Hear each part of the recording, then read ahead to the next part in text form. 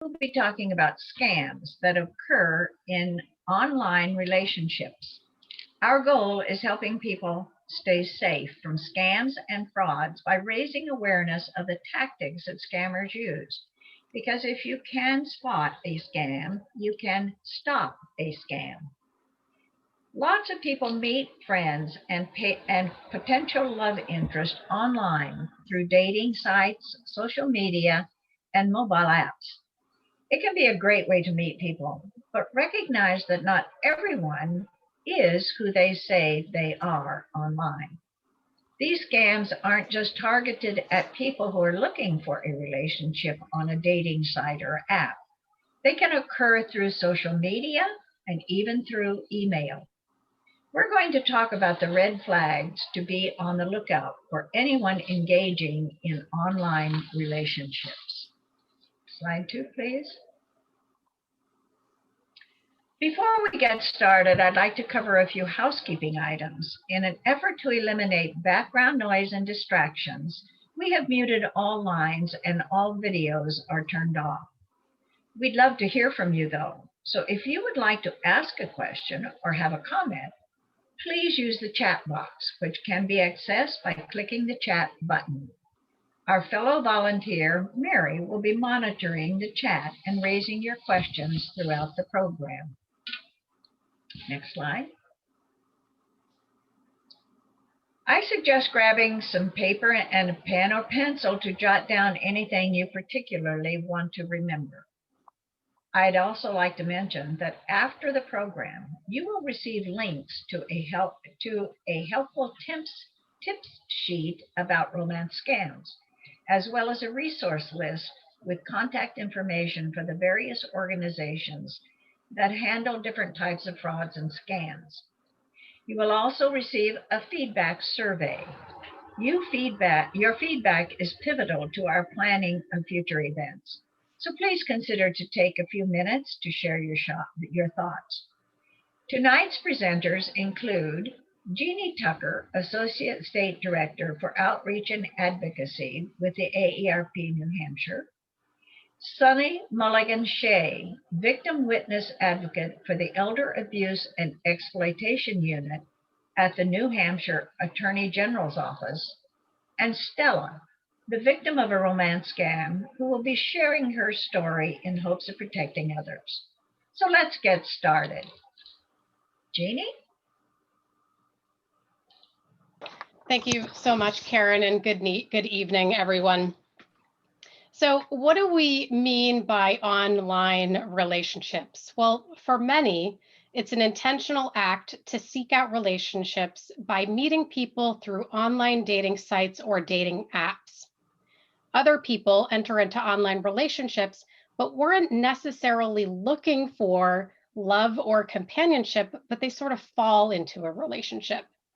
For our purposes this evening, we're focusing on all types of online relationships where you never actually meet in person. Now, AARP runs the Fraud Watch Network helpline that helps support victims of scams. We are hearing more often about online relationships turning out to be scams. In fact, we hear from a lot of adult children with a parent who has met someone online and has been victimized. So this information is important to know for yourself and for family and friends. Now the con works something like this. You post a dating profile and up pops a promising match. Good looking, smart, funny, and personable. This potential mate claims to live in another part of the country or be abroad for business or a military deployment. But he or she seems smitten and eager to get to know you better and suggests that you move your relationship to a private channel like email or a chat app. Over weeks or months, you feel yourself growing closer. You make plans to meet in person, but for your new love, something always comes up. Then you get an urgent request. There's an emergency, a medical problem perhaps, or a business crisis. And your online companion needs you to wire money quickly. He or she will promise to pay it back, but that will never happen. Instead, the scammer will keep asking for money until you finally realize that you've been had. All right, let's do a quick quiz. What percentage of US adults agree that online dating is a good way to meet people? Is it 12%, 37%, or 59%? Please type your guess in the chat.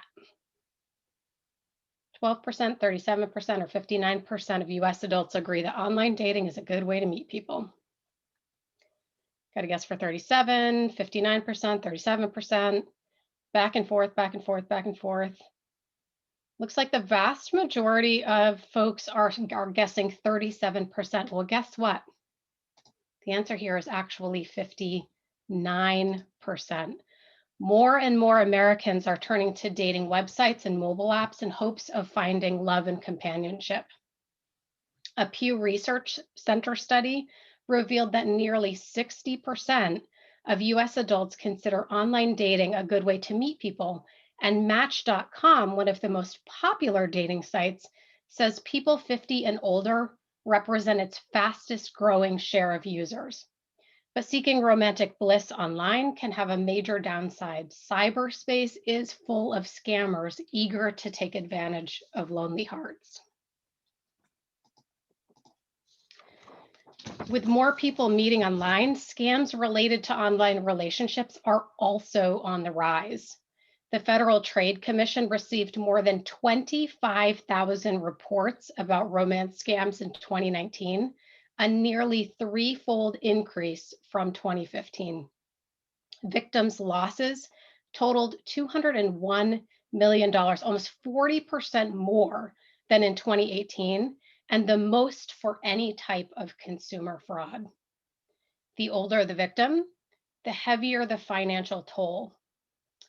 According to the Federal Trade Commission, the median individual loss for people aged 70 and over was $10,000 compared to $2,600 for all victims.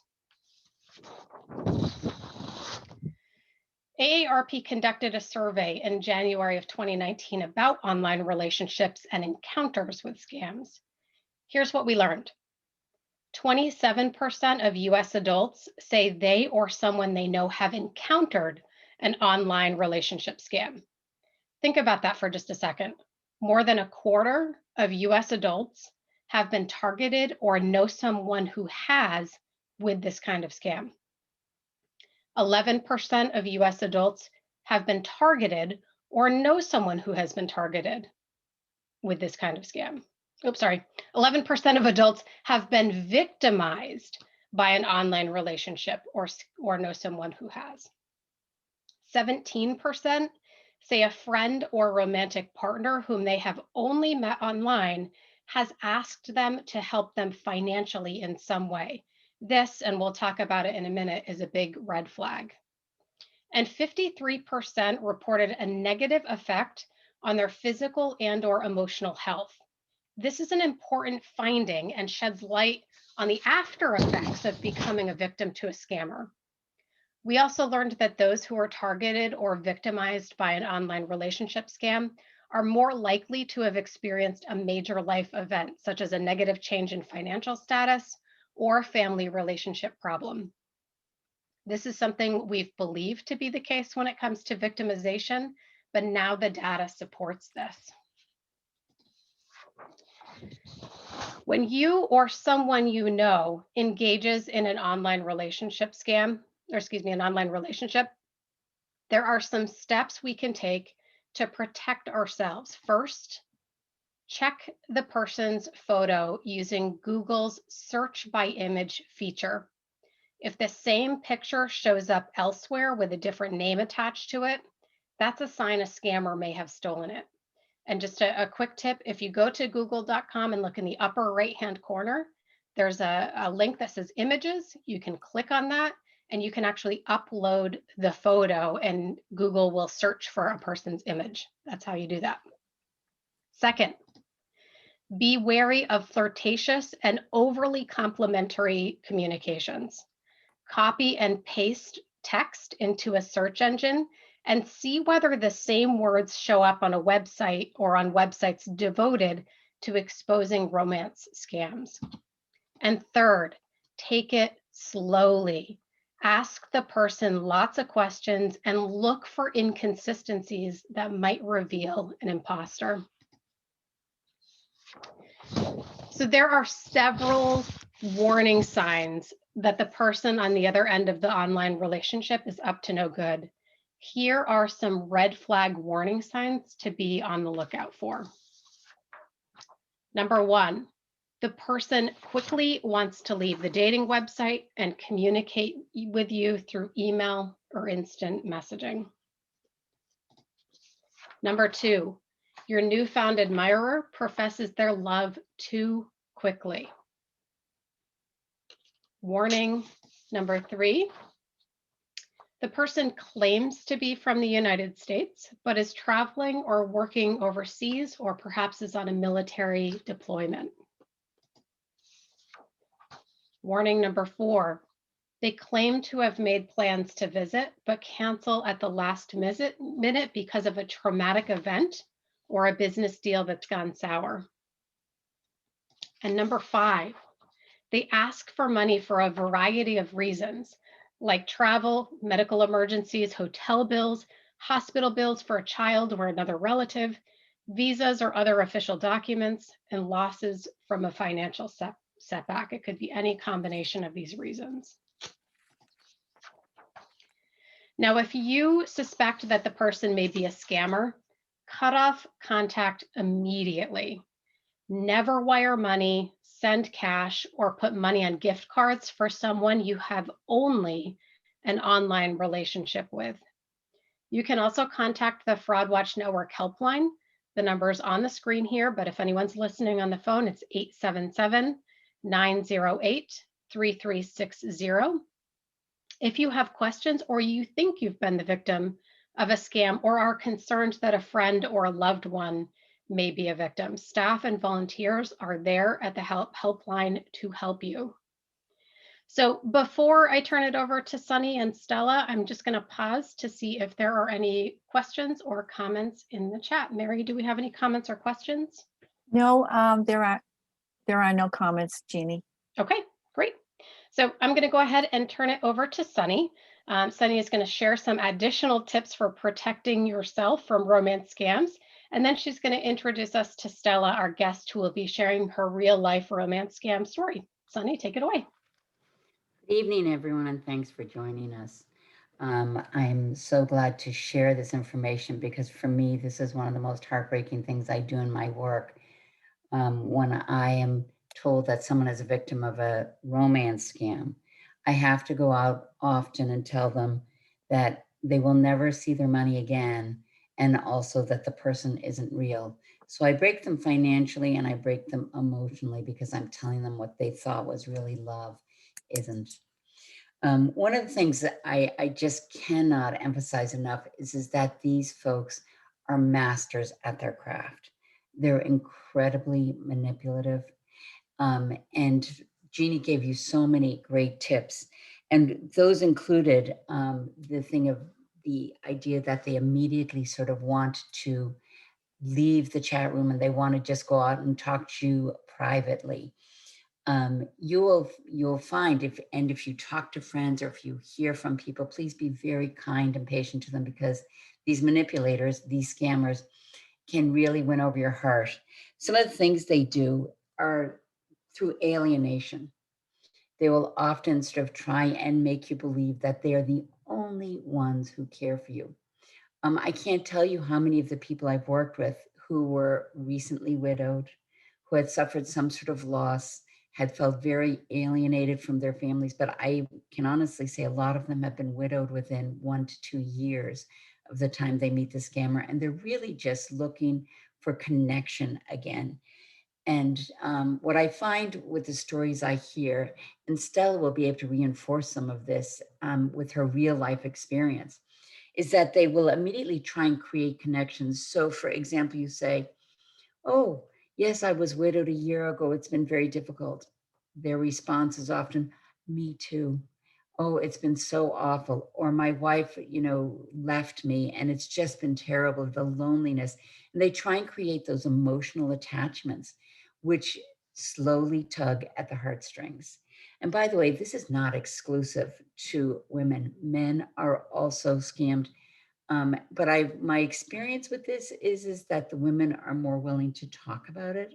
Um, and I would encourage everybody, if you know someone who's been scammed, or if you yourself have been scammed, talk about it. Now, Stella will be able to share with you some of the difficulty in that. And I understand that, but the more we get the word out there, the better we are. The other thing that these scammers will often ask you to do is keep things secret. Don't tell anyone. Our relationship is special. We don't want anyone to ruin it. And so suddenly they're pulling you away from family. Some of the experiences I've had with victims is that they share what happened with family members. They'll say, oh, I've met someone wonderful online. And the family gets skeptical and they get worried. And when the victim goes back and tells the scammer, the response is, well, they wouldn't understand. This is real love. They just don't want you to have love. And so they slowly pull you away from your family, from the support systems you have. And not telling anyone includes like law enforcement or friends or pastors or anyone. So the person is suddenly very alone in this relationship, which is just what the scammer wants. So please just sort of be aware of those sort of very subtle, sometimes they're very subtle because you think they really, really care about you and you really want that connection. And sometimes the victims have reported to me that they ignore the inner nagging voice saying, something's wrong with this, because they really desperately want just to have that connection. Some of these scammers will call 7, 8, 9, 10 times a day. So they're totally sort of monopolizing the victim. And that works beautifully because it means no one else can take up their time.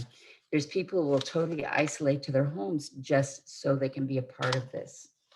So when it comes also to, Jeannie mentioned very, very great stories that they give you when they're going to come and they're going to visit and everything's going to be great and I'm going to make your world perfect. And then the different stories, they are very creative in their stories. I've had people who own diamond mines, but the government needed taxes. And once they paid it, they were going to be able to leave the country with their vast wealth. Now, when you think that story through, it really doesn't make a lot of sense. But that's what the story that they will weave. They'll talk about the inheritance that they have, but the government just need them to pay certain taxes so that they can cash in their inheritance and leave and come and join the love of their life. Now, when you think about it, if someone's going to inherit millions of dollars, do you really think they need to pay those taxes up front? Don't the government want their money? Wouldn't they just take the taxes when you get your inheritance? But when you start talking these things through with people, there's always been an answer from the scammer. There's always been a reason. There's always been a manipulation. Another one I've heard has been the losing that they were at the airport and they were going through customs and they had jewelry they didn't declare. And so the customs took away everything, all their money, their wallet, their passport, everything. And now they're stuck there and they have no money to even survive. Now they're telling you all these stories. In the meantime, they're staying in a hotel, or so they tell you. When you start, as Jeannie said, when you ask questions, ask a lot of questions, because that's where their stories can unravel. Why, how can they afford to stay in a hotel when they're asking you for money to buy their next meal? How can they be calling you constantly and have a phone plan, but they can't afford anything? And truly, are you the only one in their world, considering they've these vast businesses and this vast wealth, but you're the only one in the world who can mail or send them some money to get them out of this bind? When you think logically about it, so much of it just doesn't make sense. But unfortunately, they've manipulated it. They've tugged the heartstrings. They've totally, totally wrapped people in. The military story is very real. I had one just a month ago where the victim was a military vet who thought he was helping another military person who told him that the government wouldn't pay for them to come home, that they were stuck in Afghanistan. and they just needed to get home and that their kids desperately needed them. He gave a lot of money because he thought he was helping a fellow vet. So his intentions were so noble, but this person completely manipulated his loyalty, his honor, his giving to his military colleagues. So don't underestimate the creativity. Don't underestimate their ability to manipulate. Don't underestimate every story they can make up and how they can weave it to make it actually make sense, even though it makes no sense. So in going forward, if someone asks you for money online, and I know people will say, I would never do that. That's ridiculous. How would anyone fall for that? Well, you know what? Very good people, very smart people fall for these because of the degree of manipulation that these folks can exercise. So if you do happen to be in an online relationship, some of the things we've seen have been as Jeannie said, could you send me a gift card? The other one is sending or wire me money. The other one is I'm going to put some money in your account. Could you just forward it for me to someone? So they're using the victim as a mule. They're just using them to get the money basically laundered. So don't, and don't criticize people if you hear they fell for it, because these people tell a good story, always. So don't ever let someone launder money through your accounts. With the business deals, I have seen where they'll say, well, I'll make you a partner in this business, because you're helping me out. I'm going to make you a partner. Well, they do wonderful mock contracts. They'll send court orders that look like they're from, a legitimate court. They'll send all sorts of incredible documentation, which convinces these victims that these are real, that it's for real. And then they'll just want some money to get them through this spot.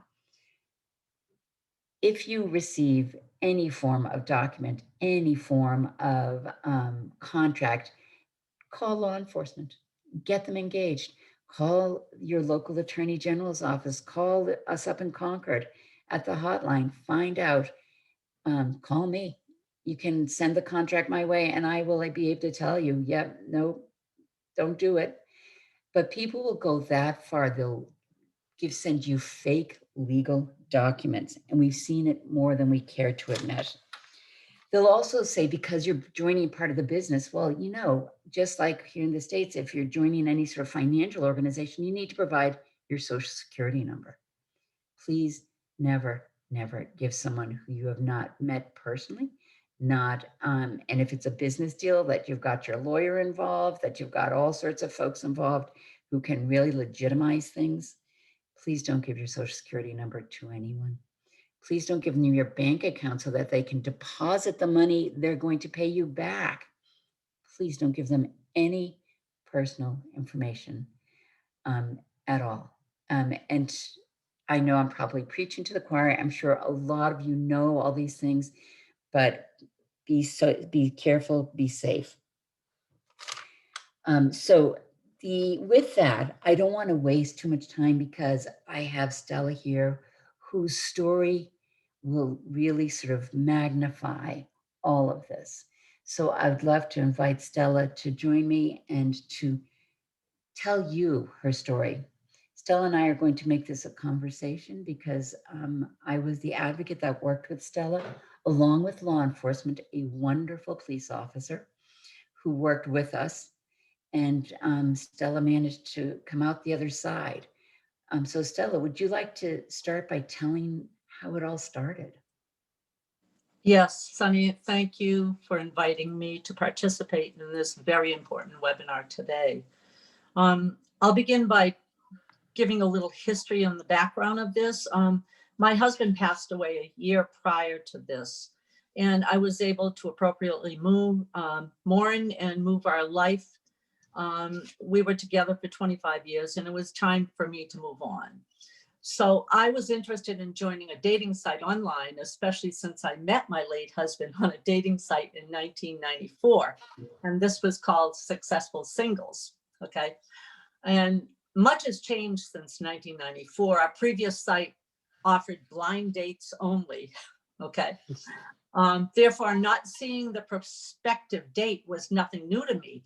And I was never suspicious that there was anything wrong. I was a very trusting person. I joined eHarmony, Match.com, and Meetup. Meetup was an international site that included dining, hiking, playing games, etc. I was interested in hiking and had the opportunity to meet a hiking group, and we hiked several trails in New Hampshire. As I continued to research the dating sites, I received a text message from an unknown individual in the Meetup group. I thought that was strange, but unknown to me, I had no idea who this individual was. He introduced himself and shared his background. He was able to identify me as my profile on Facebook, named my age, occupation, my likes and dislikes, as well as my marital status, which was now a widow. Facebook was an important way for me to communicate with my colleagues who lived in various parts of the country. My colleagues shared their empathy relevant to the late passing of my husband, etc. These were friends, nurses, cardiologists, and surgeons who I worked with for over 30 years. So as you can see, my new acquaintance was well aware of my occupation, pictures, and lifetime interest. My new acquaintance was very sympathetic and empathetic. He also shared his personal history of caring for a loved one, his wife who suffered from breast cancer. She passed away, therefore he identified himself as a widow as well. He discussed the challenges of being a widow, the loss of his wife, etc., the loneliness. He talked about the pain and suffering and shared all of his personal details with me. Like me, he had one daughter who lived away from home. I also had one daughter as well as 3 grandchildren who lived away. And Facebook also revealed all this personal information. So I could easily identify with his pain, his suffering, and we continued the conversations via text messaging now. We discussed meeting. However, as Sunny mentioned, he worked as an aeronautical engineer and was due to leave the state in a week. He assured me upon his return, he would have the opportunity to meet. His project was in England and would last for approximately 1 month. He shared a copy of his airline ticket and promised he would call upon landing. He did call once he returned to his destination site. So over this time, he shared pictures of himself, the planes he was working on, his address. As I previously mentioned, he was from South Carolina. He always continued to reinforce the idea and a promise that we would meet upon his return. I discussed my concerns. The fact was that he lived in South Carolina and I lived in New Hampshire. So there was really no opportunity to develop a relationship, and I was very much against a distant relationship. He was very caring and asked me not to worry, that we would find a way to meet and be together. He was not opposed to moving from South Carolina to New Hampshire. That was very important for me and reinforced the thought that he must really care about me. As the days and weeks passed, he continued to faithfully text me after work and was very aware of the time changes. He realized and was well aware of my work schedule, my running schedule, my commuting schedule to Boston, and he was very good with details. He was good.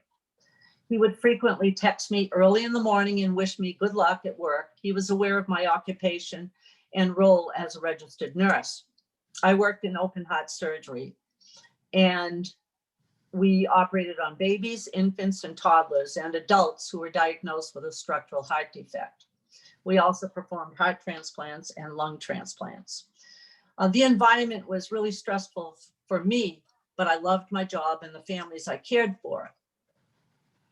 And I was also fortunate to maintain long-time relationships with my patients as they grew older and needed more complex surgeries. During this time, my daughter, who was well aware of eHarmony, in fact, she met her husband on eHarmony, and other dating sites, asked for his name, address, any information I had. She continued to somewhat harass me, which was pretty upsetting to me, And because she was non-trusting of anything I did, she was trying to tell me what to do. She continued to discuss the hazards of online relationships, etc. She discussed the chances of losing my identity, social security numbers. I was really angry, especially since she didn't trust my decisions or my judgment. Little did I realize the aim of scammers was to alienate me from my family. And looking back, that's exactly what happened, as Sunny just mentioned. The scammer asked me not to share any information with anyone. This was our secret. And please remember, at this time, he was already in my head and in my heart. I trusted him. My son-in-law also wrote and asked me to share personal information about him. My son-in-law worked with the FBI and discussed the fact that my reluctance to share information with his wife was destructive to the family, and I also placed myself at risk. I shared no information at work. However, one of my colleagues was very suspicious of what was going on. He was very caring and listened without making any comments or judgments. During this time, the scammer continued to work in England. He shared his work schedule with me and texted me continuously. He knew every move I made. He was supportive to my running, my nutrition, my commuting during snowstorms. He was always worried about me and attentive in every possible way. As the first month passed, he informed me there was a problem with one of his foreign workers. Police and lawyers were involved, and since he would not collect his funds until the completion of his project, he had no immediate access to funds. He purchased his equipment with his traveling funds. It was at this time he asked if he could borrow funds from me, at which time he would immediately pay me back once he completed this project. Of course, I didn't hesitate, since there was always the payback that was mentioned. He sent information, the address and directions on how to wire the cash. I was very caring and worried about him. I wasn't worried about the funds, since he always mentioned he would pay it back. This project was now extended indefinitely until he could settle his working issues. His work continued. He was faithful in his conversations. Nothing changed between us.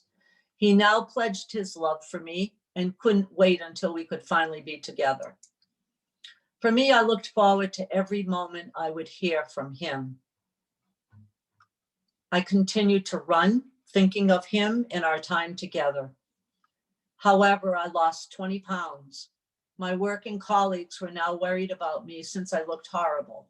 They asked what was wrong, if they could help, etc. I mentioned I was running too much and not eating enough. I once again heard from my son-in-law begging me for either pictures or some type of information relevant to this new acquaintance. I finally sent a picture. Time passed, and little did I realize I was in the third month of this relationship. He again was in financial trouble, meaning the scammer, and asked for more money. I didn't hesitate. He again reinforced his commitment to me of returning all funds, including tax penalties for withdrawing retirement funds, as well as finally meeting me in Boston. Without reluctance, I sent the funds. What's important about this is the timing. My personal banker questioned me about sending and wiring cash, etc. He was worried, is this something really you want to do? I responded and answered, it was for a friend and I was helping with his business. The scammer also reminded me that the banker may ask these questions and just to respond this way. He received the funds. He was extremely grateful and asked for me to send a spreadsheet with his debt. He would also pay the federal taxes involved from breaking the IRA. What was I to worry about? I would always recoup these funds, and I trusted him.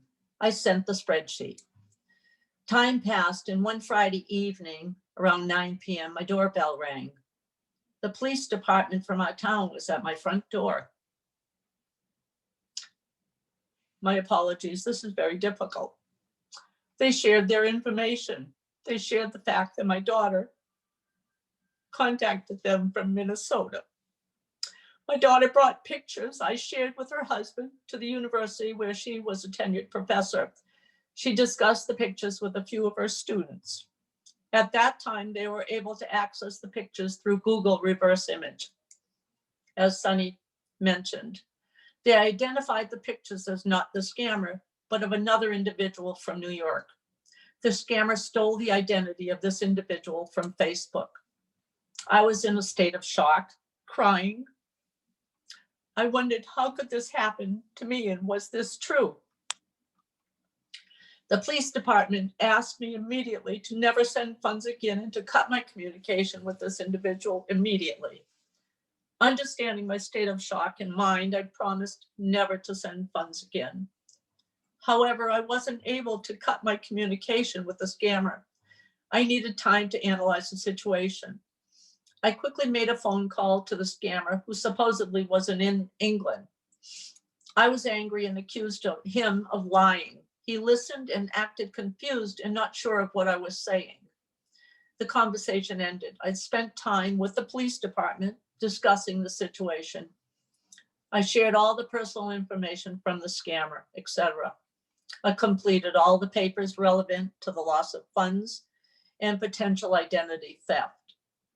One of the officers helped me eliminate my Facebook page, eHarmony, and Meetup. I was no longer out there in the big community for other potential scammers. However, this did not bother the scammer. I was confused, angry, and crying. I did have a conversation with my daughter and thanked her. However, I did mention to the chief of police that I would need to break this relationship on my own terms. Back then, I believed the fact that the scammer would repay the funds. Therefore, I continued to text him. He once again shared a complex story relevant to his business in England and asked for more funds. At this time, I denied the funds. He responded with, "I can't believe you don't care." I was fortunate at this time to meet Sunny. Sunny was instrumental in helping me understand the situation. I felt stupid, naive, and couldn't believe any of this. What happened to my identity, which I lost? I held management positions, received national awards in critical care, etc. What happened to me? I lost the relationship with my daughter, despite my thanking her. Everyone tried to protect me, and with deaf ears, I refused to do anything. Meeting Sunny was the beginning of my healing process.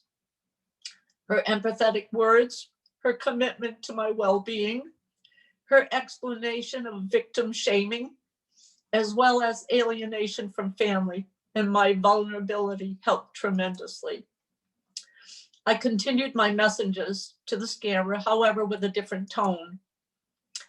He was suspicious that something was wrong. He continuously asked, "This is not you, what is wrong?" He was suspicious and worried about future funds, despite my saying there was no more money. I promised to pay your taxes, etc. He continued the conversation on text messages. I slowly changed my habits in attempting to catch the scammer along with my lost dollars. Sunny continued to listen to my words. However, she was very realistic in letting me know this would never happen. The chief of police met with me weekly and assured my safety. I was worried since my address was also shared. I continued to hear from the scammer, at which time he promised he would be coming to Boston. He shared his airline ticket with me. The ticket looked so real.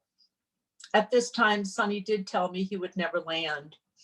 However, if he did, please never meet him on my own. She begged me to have a friend accompany me.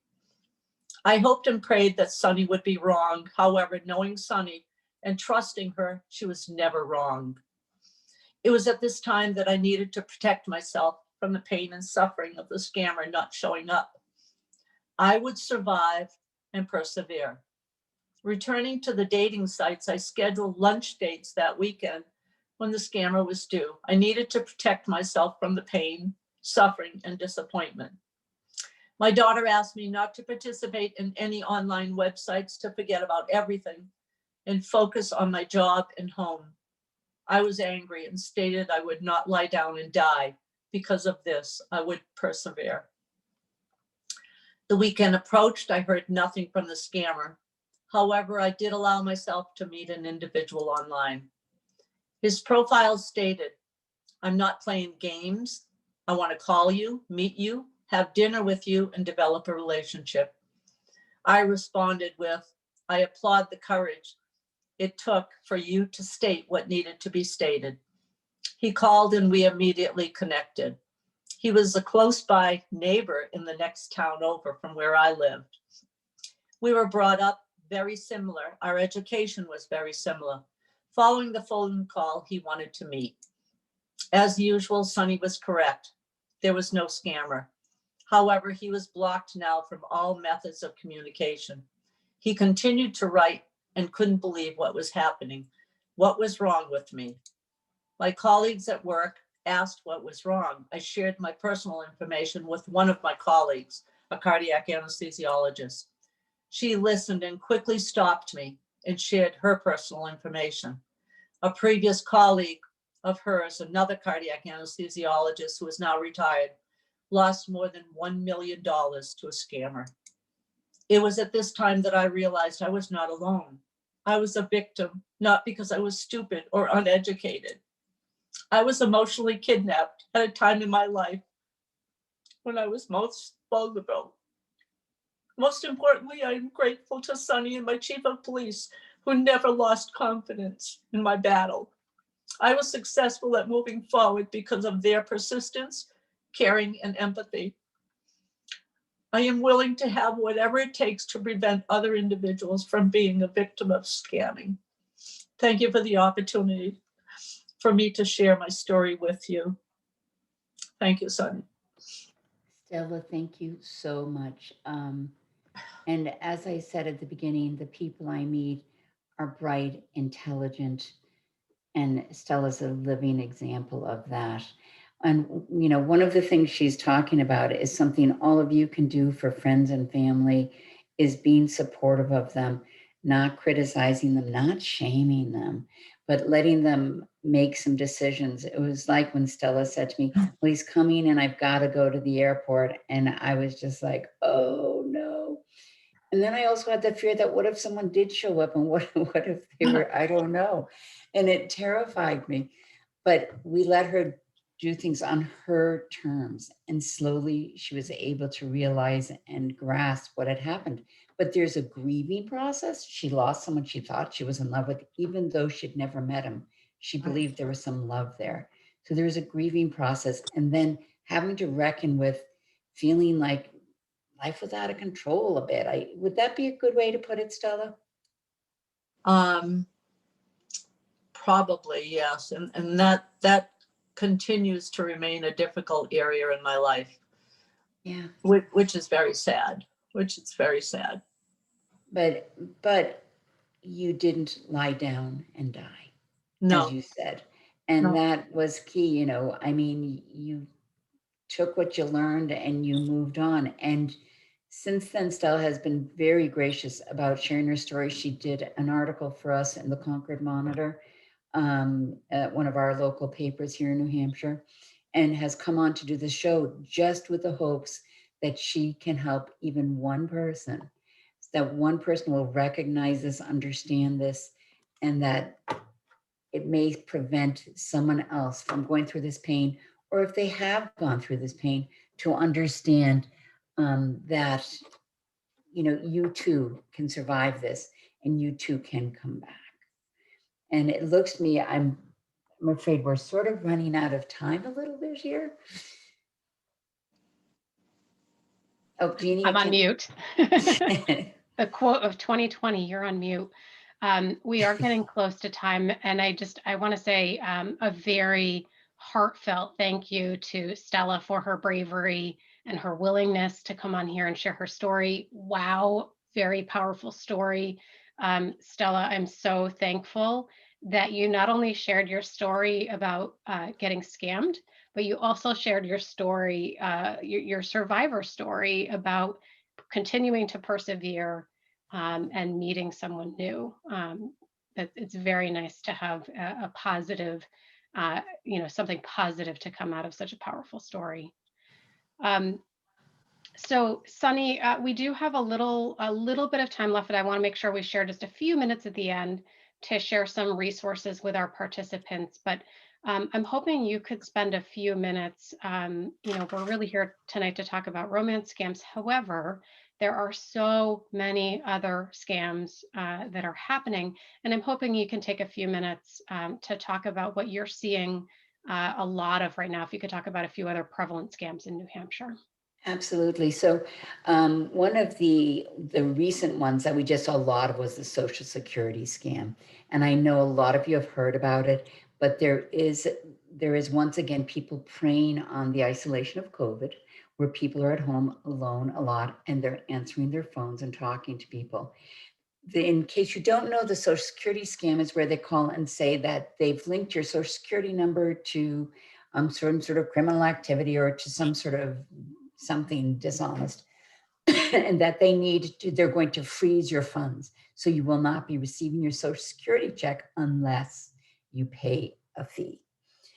So let's start with the fact that Social Security is not going to do that. They're not going to fine you and ask you to send any money to them via gift card, via money wire, via anything. That's not how they would do it. You would receive notice from Social Security in some sort of written form, but they're not going to be online on the phone threatening to take away your benefits.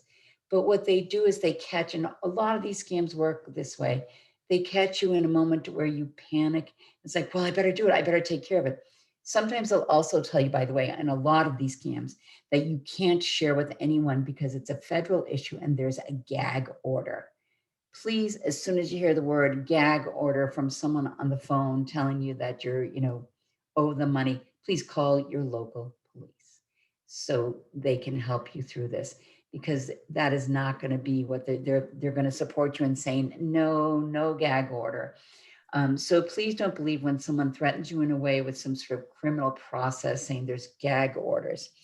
We've recently had a rather disturbing trend. We've had some grandparent scams, and some of you may have read about it. The grandparent scam is where they tell you that your child or grandchild is in some form of trouble, and that you need to bail them out. But recently, both in Keene, New Hampshire, and one other town, they actually had someone go to the people's homes to try and pick up the money, saying that they were a courier, but they were actually sort of part of the scam, we believe. So that's a sort of scary new trend. We're hoping it's one that does not spread, but please be leery. Grandparent scams, if you get any call saying your grandchild is in trouble, pick up the phone and call your grandchild or your grandchild's parents. Even if they say, don't tell anybody, there's a gag order, all of those things, please pick up the phone and call the grandchild so you can put your mind at peace, but also so that you don't perpetrate crimes by sending money to these people, perpetuate the crime. In sending money, by the way, most of this money is going overseas. You're never going to get it back, okay?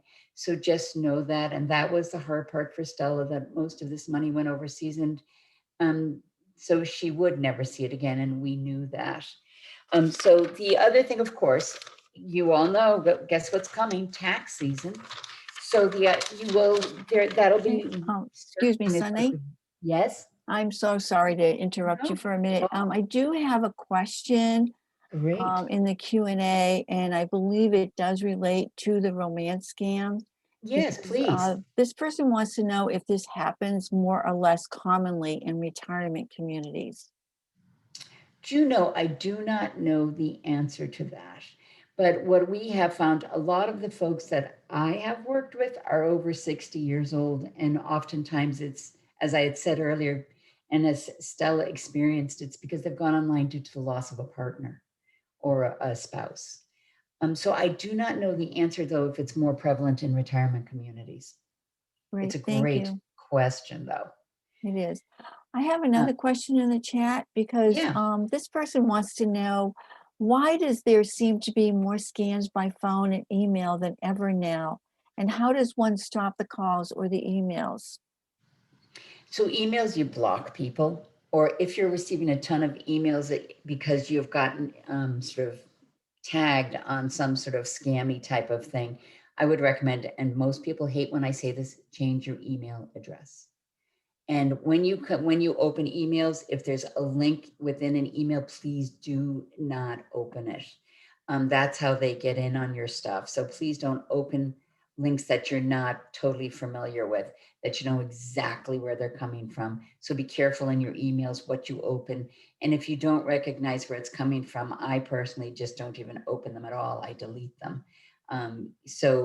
Putting those sorts of things in place is, and doing your sort of security with your email, so to speak, and with your social media as well, doing really good private settings. I always say, when I wait till my son comes to visit to take care of that stuff, because I'm fairly clueless. I don't do much social media though, because of the scams and because of all my stuff being out on the internet. So just suggest really doing good security scams. If your email is being used a lot, change your email, as much as you might hate the idea. And when it comes to the phone calls, I recommend for people, the reason I believe it's increased, by the way, is because I think scammers are capitalizing on the fact that a lot of people are at home and isolated. And I think that's why we've seen an increase in the past year. But with phones, if you have an answering machine, please let your calls all go to voicemail. You can't trust the numbers you're seeing anymore because they ghost numbers. It looks like a local number and it isn't a local number at all. So please just let it go to voicemail. If it's important, guess what? They will leave a message. If you let all your family and friends know, you know what? I'm not picking up my phone anymore. You need to leave a message and I'll call you back. Put that message on your voicemail. I find scammers don't tend to leave messages because a lot of times you're part of robocalls. So see if you can retrain the brain and let things go to voicemail. I hope that's helpful. IRS scam, folks, because it's a tax season, that's going to be coming up. The IRS do not threaten to send officers to arrest you to your house. They don't ask you to send money via Bitcoin or gift cards or wiring. They don't do any of that. You will receive official letters in the mail if there's a problem with your IRS account. Please don't help these people by sending them money. And no reputable agency, by the way, will ask you to pay in a gift card or in Bitcoin. I worked with one victim where they had actually taught this 75-year-old woman how to go to the local Bitcoin machine and how to create a Bitcoin account and send him Bitcoin. God gave him the code, so it became his. They're very creative. So please protect yourself, be super careful. Publishers Clearinghouse, folks. Guess what? On TV, when you see them come up to the door with a big check, that's what they do. They do not ever call. You can go online and Google Publishers Clearinghouse scams, and they will tell you that. They don't send pictures, they don't call you, they just arrive at your door if you have one. And no lottery, no prize demands taxes and lawyers' fees and processing fees up front. As soon as anyone wants a penny so you can win, you're in a scam. Check out on that one. Jeannie, is there any other ones that you can think of that you would like me to touch on? I realize we're really running out of time here, and I want you to hit on resources. I think you really captured a lot of what we're seeing. Really, a lot of what Sunny just talked about are the scams that are also very prevalent, that are calls that are coming into the Fraud Watch Network helpline. So I think that's great. I do want to share some resources with you all. So I'm going to share my screen again here. So hopefully you can see the screen where we left off here. And there we go. So we do want to leave you with some resources this evening. I would really encourage you all to go and visit AARP's Fraud Watch Network website. The website is listed on the screen here. It's aarp.org/Fraud Watch Network. You don't have to be a member of AARP to access it. So in addition to free information and resources, you can sign up for free watchdog alerts that you'll receive by email every 2 weeks. By signing up for the watchdog alerts, that is all you will receive. So you won't suddenly start getting all kinds of AARP email. But the alerts will help you keep up to date on the latest ways that criminals are targeting victims. On the Fraud Watch Network site, you can also take advantage of our scam tracking map, where you can report scams. You can read about scams that have been reported by others around the country, or close to your own home. You can actually put in your zip code on the scam map and see what's been reported in your area. Also on the Fraud Watch Network site, I just want to make note of, Sunny talked a little bit about money mules, being, these are people who are moving money or resources without realizing that they are engaging in oftentimes some sort of illegal activity, moving money illegally. There is a story on the Fraud Watch Network website right now that talks about money mules. So I would encourage you to go and check that out. After this webinar, we're going to be sending you a link to a comprehensive resource guide with contact information for reporting fraud and scams. And don't forget, if you're unsure of where to turn, you don't know where to turn to, you can always call the Fraud Watch Network helpline, and they will help direct you to the proper reporting agency. And I'm sure Sunny would also say, you could also call the Consumer Protection Hotline and ask for guidance as well. Sunny, is the information on this screen correct, or is there an additional phone number or website that you would suggest people visit? Trying to look at it. Sorry. No problem. Financial fraud. For the New Hampshire Consumer Hotline, the number is 1-888-468-4454. Excellent. We've got the correct phone number in there. And actually, this is an older version of our resource guide. The one that you will actually receive after this evening also has the web link to get you to the website if you would like to file a report online. So stay tuned for that. You will receive that after this evening. And Sunny, I would just ask if you would like to add any closing comments before Karen closes us out. Just, be kind to your neighbors, be kind to your friends, be aware. And if you think you've been a victim of a scam, please call your local police or call your local FBI office. And don't be ashamed, don't be embarrassed. It's happened to the best people, as you've heard in Stella's story. But utilize your police departments or call your consumer protection people, just to verify it if you need. And be kind to your friends and family. Sunny, thank you so much. And again, Sunny and Stella, thank you both for sharing with us today. I'm going to turn it over to Karen. Thank you to our participants. And Karen, please do close us out. Okay, thank you. Thank you, Jeannie, Sunny, and Stella, for sharing your time and expertise with all of us today. I certainly found it helpful, and I'll quite tell you that, Stella, my eyes did not stay dry during your story. And thanks to our audience for joining us as well. I hope you enjoyed hearing from the presenters and that the information and resources will be valuable to you.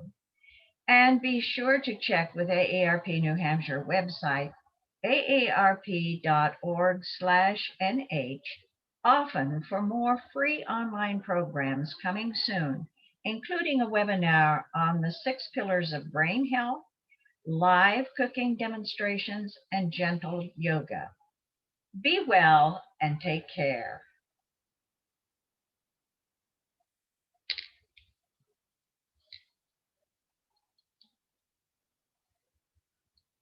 Okay, and we're getting a lot of thank yous in the chat. Whoa. Yeah. We can stop the recording now.